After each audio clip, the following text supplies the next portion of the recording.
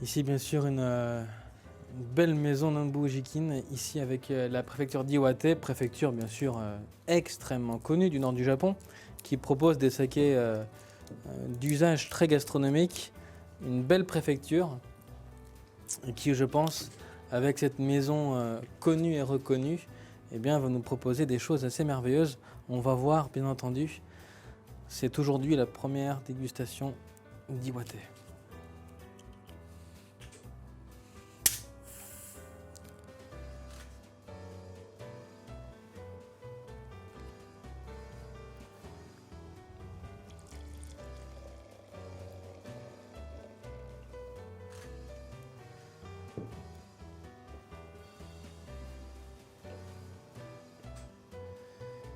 Et bien sûr, tout de suite, ce qui frappe, c'est bien sûr cette densité de mousse qu'on retrouve à la vue, qui s'est vue quelques fois depuis le début, mais pas tant que ça. J'ai bien sûr toujours ce côté très reflet vert pâle, un vert très présent, mais voilà, très discret, pardon. Et bien sûr, cette couleur argent que l'on retrouve avec plaisir.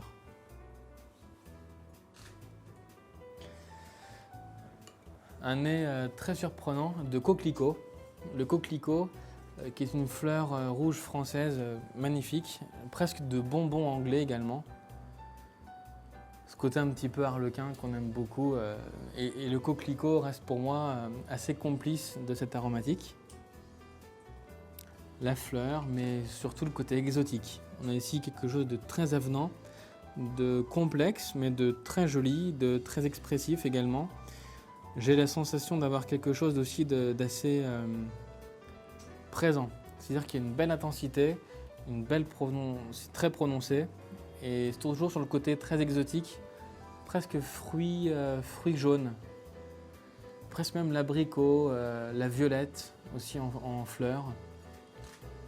Ça me fait penser à des arômes aussi très muscat presque. Très intéressant pour un sparkling d'avoir ce côté très exotique. Le deuxième nez, après aération, lui, développe quand même ce côté un petit peu craie, la craie qu'on retrouve en deuxième nez.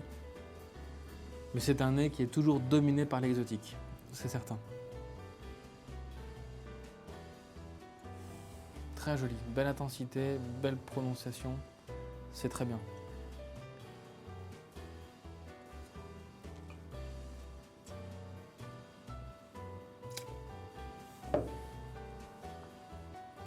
La bouche, elle aussi, est extrêmement intéressante parce qu'on a une attaque en bouche fine et progressivement le saké monte en bouche.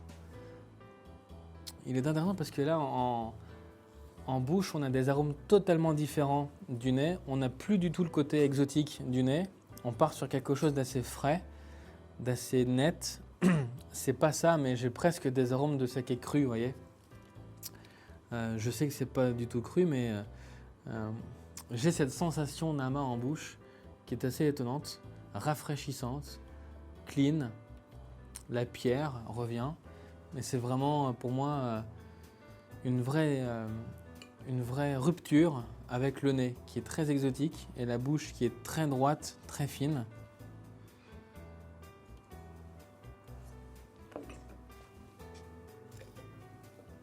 On est sur un saké sparkling accessible. J'entends par là ce côté très exubérant au nez va faciliter. En revanche, la bouche, avec l'aération et la deuxième dégustation, prend de la puissance. On a vraiment cet aspect très, comment dire, très puissant en bouche. Et là, ça peut nous amener à différentes options. Je dirais que la première pourrait être d'utiliser ce saké, pourquoi pas, sur un dessert à l'aloe vera. Aloe vera, citron vert, meringue.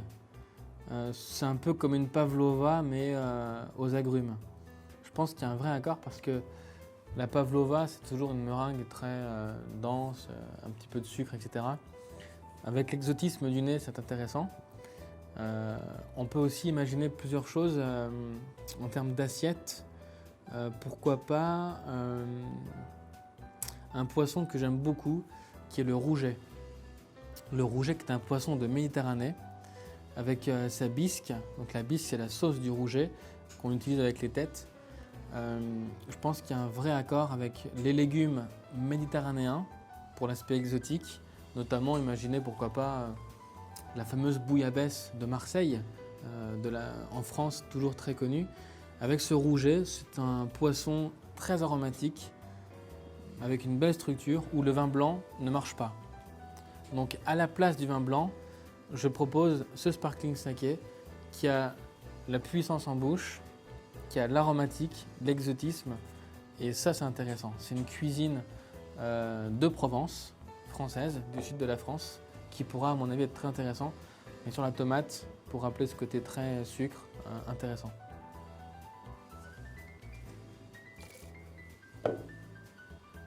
C'est très bon. C'est très bon et pour moi, ça peut vraiment faire un lien estival. C'est-à-dire que l'été est la vraie saison du saké. En tout cas de celui-ci. Je pense qu'on a une des fiertés de Iwate avec cette bouteille. C'est très joli. Ça reste élégant, fin. Le nez est exotique, donc le nez est prenant. On a envie de le déguster et pour moi, c'est sans faute. Bravo. Très beau saké. Merci beaucoup. 채널登録よろしくお願いします